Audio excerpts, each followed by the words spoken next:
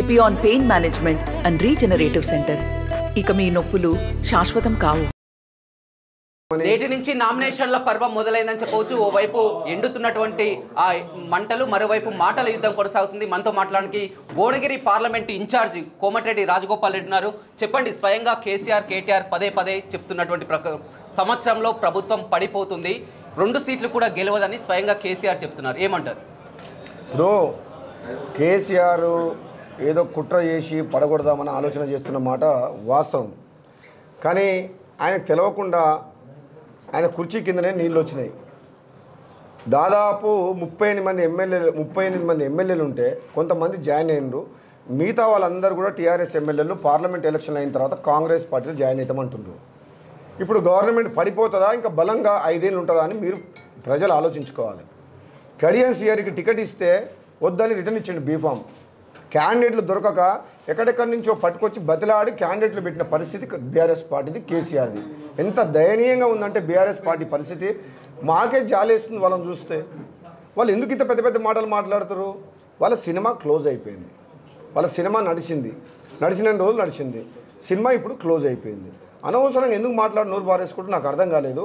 ఎంత తక్కువ మాట్లాడితే కేసీఆర్, కేటీఆర్, జగదీశ్వర్ రెడ్డి, బీఆర్ఎస్ నాయకులు అంత మర్యాద, అంత గౌరవం ఉంటుంది ప్రజలలో.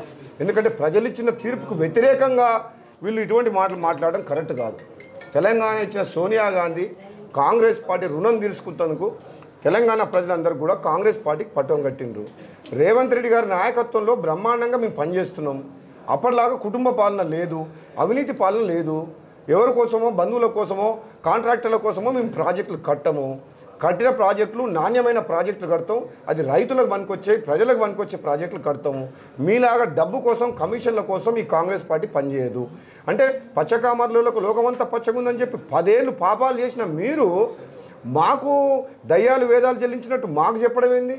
రాబోయే కొంతకాలం వెయిట్ చేయండి. మీరు కాంగ్రెస్ పార్టీ ప్రభుత్వ పనితీరు ఎంత పారదర్శకంగా ఉంటుంది, మీ అవినీతి మీద మేము ఏం చర్యలు తీసుకుంటాం, అవన్నీ ఒక్కొక్కటి బయటకు పడతాయి. తొందర ఎందుకు పడుతున్నారు వాళ్ళు?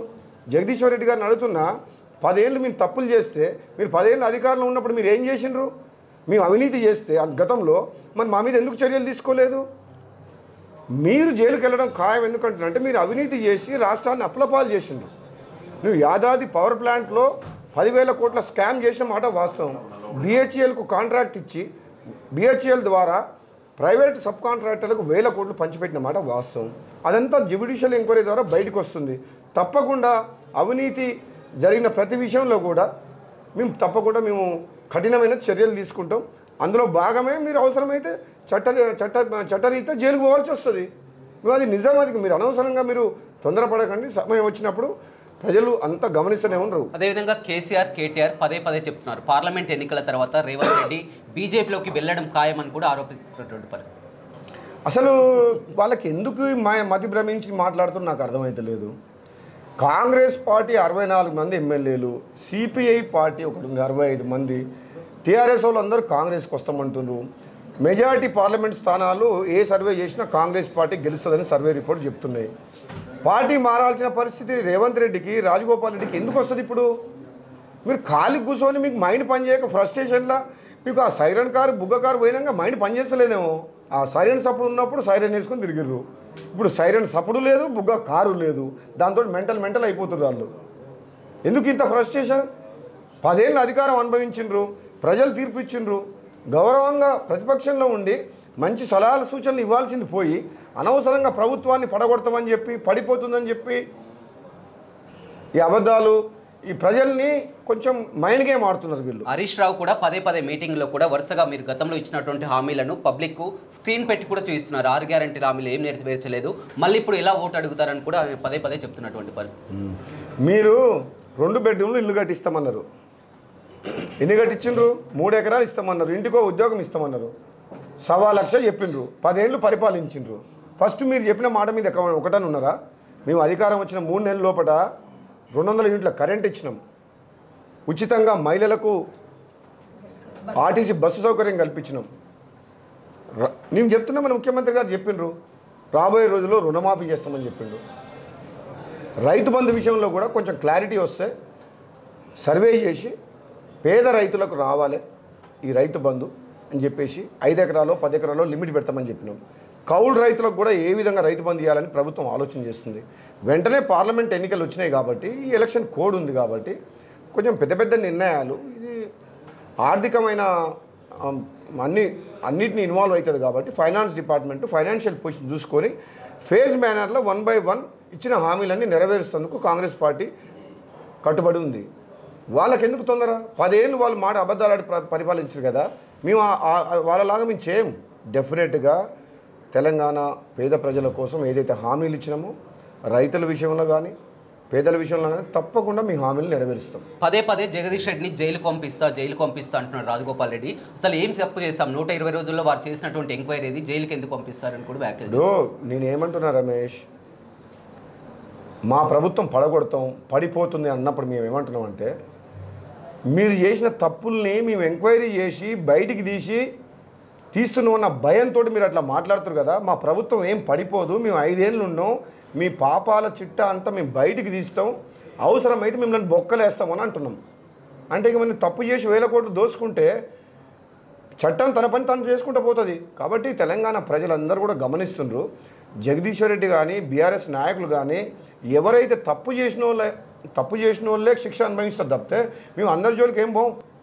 నిజంగా అధికారాన్ని అడ్డం పెట్టుకొని ప్రభుత్వంలో ఉండి అధికార దుర్వినియోగం చేసి 1000 కోట్లు 1,00,000 కోట్లు సంపాదించిన వాళ్ళందరినీ చిట్టా బయటికి తీస్తామని అంటున్నాం. ఇవాళ తన ఆస్తుల గురించి మాట్లాడుతున్నారు. దానికి సిట్టింగ్ జడ్జి కానీ ఎంక్వైరీ కానీ అవసరం లేదు, మీడియా సాక్షిగా వెళ్దాం. కోమటిరెడ్డి బ్రదర్స్కు ఉన్నటువంటి ఆస్తులు ఏంది, గతంలో వాళ్ళ తల్లిదండ్రులు సంపాదించినటువంటి ఆస్తులు ఏంది, మా ఆస్తులు ఎంతో సిద్ధం, నాగారం వస్తారా, బ్రాహ్మణ వెల్లంలో రావాలా, దేనికైనా సిద్ధం అని కూడా మాట్లాడడం జరిగింది. ఇప్పుడు కోమటిరెడ్డి రాజగోపాల్ రెడ్డి అనే వ్యక్తి రాజకీయాలకు రాకముందుకు 2009 కంటే ముందు వ్యాపారాల్లో ఉండేది. నేను అప్పటికే ఆర్థికంగా బలంగా ఉన్నా.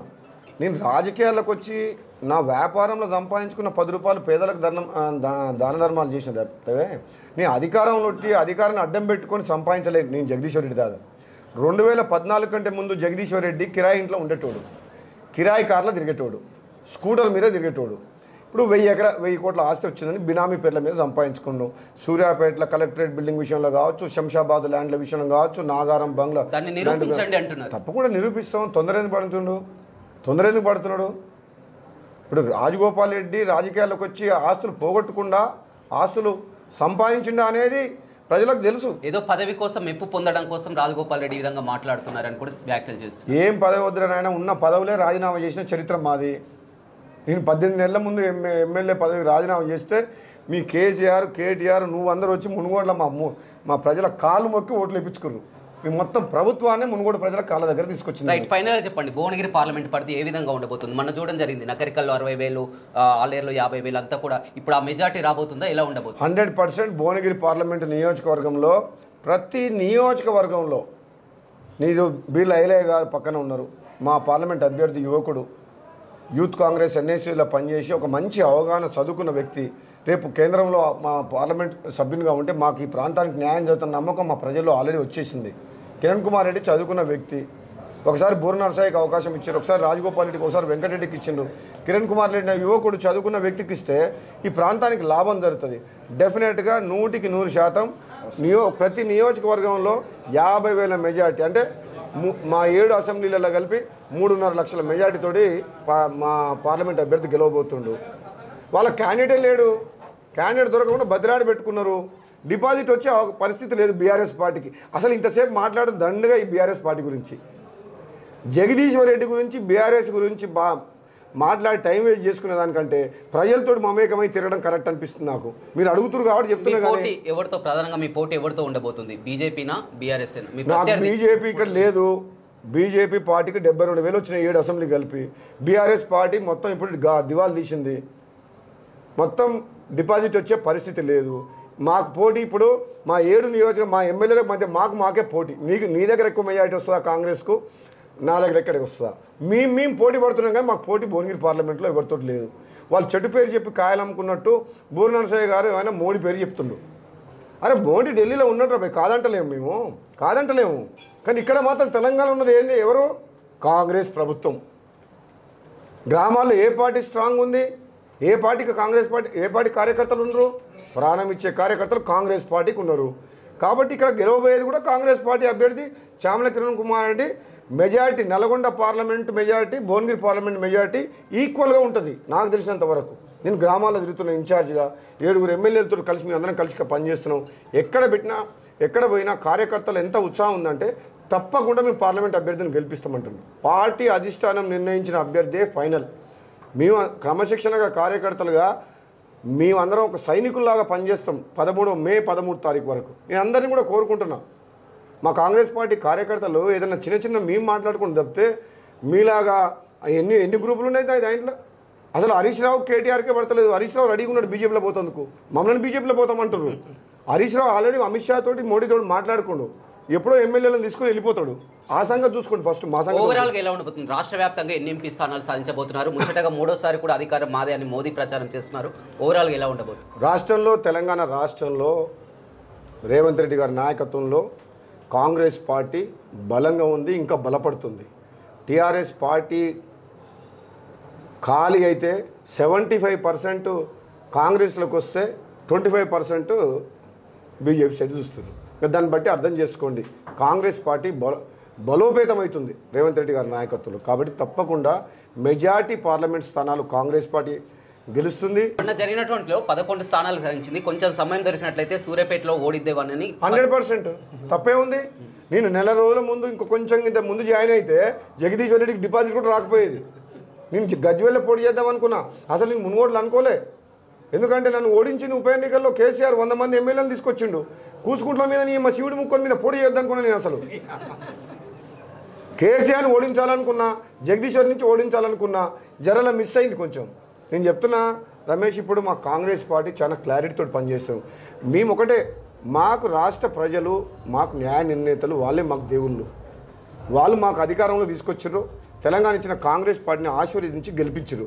కాబట్టి కాంగ్రెస్ పార్టీ 5 ఏళ్ల పాటు మంచి పరిపాలన, నీతివంతమైన పాలన, ప్రజాపాలన కొనసాగిస్తుంది. తప్పకుండా భువనగిరి పార్లమెంట్ నియోజకవర్గ ప్రజలందరూ కూడా గతంలో నేను చేసిన సేవలు కావచ్చు, మా సోదరుడు కోమటిరెడ్డి వెంకటరెడ్డి చేసిన సేవలు కావచ్చు, ఇప్పుడున్న ఈ ప్రాంతంలో ఉన్న ఎమ్మెల్యేలు అనిల్ రెడ్డి గారు, ఐలయ్య గారు, మీ అందరం బలంగా ఉంది కాంగ్రెస్ పార్టీ నాయకత్వం. కాబట్టి తప్పకుండా మా పార్లమెంట్ అభ్యర్థి పెద్ద మెజారిటీతో గెలవబోతున్నాడు. Thank you. రైట్, చూడొచ్చు రాష్ట్రంలో అత్యధిక ఎంపీ స్థానాలు గెలవడం ఖాయమని. అదేవిధంగా మొత్తం మీద ప్రజలు గతంలో కేసీఆర్ పాలన, ఇప్పుడు రేవంత్ పాలన చూస్తున్నారు. ఖచ్చితంగా ప్రజలు కేసీఆర్ నమ్మేలా లేరు. బీఆర్ఎస్ పార్టీ పని ఖతమైపోయిందని, అత్యధిక స్థానాలు గెలవడం కూడా ఖాయమని కూడా భువనగిరి పార్లమెంట్ ఇన్ఛార్జి కోమటిరెడ్డి రాజగోపాల్ రెడ్డి చెప్తున్నారు. Vote studio. మరిన్ని వీడియోస్ కోసం ఛానల్ ని సబ్స్క్రైబ్ చేయండి. లేటెస్ట్ అప్డేట్స్ కోసం వాట్సాప్ ఛానల్ ని ఫాలో చేయండి. అండ్ లింక్ డిస్క్రిప్షన్ లో ఉంది.